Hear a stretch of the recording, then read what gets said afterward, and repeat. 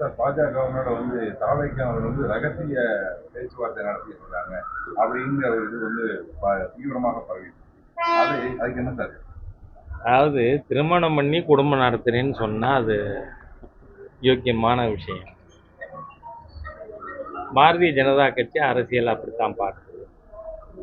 நாங்கள் யாரோடு உறவு வைத்திருந்தால் 1998 அகில இந்திய அண்ணா திராவிட முன்னேற்ற கழகத்தோடு கூட்டணி, 99 திராவிட முன்னேற்ற கழகத்தோடு கூட்டணி, இதெல்லாம் மறைமுகமாவா?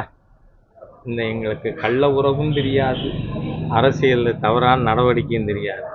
பிஜேபி யாரோடு கூட்டணி என்றாலும் வெளிப்படையாக கூட்டணி வைக்குமே ஒழிய இந்த மாதிரியான உறவுகள் பற்றி பேசுறது கூட கிசுகிசுப்பு.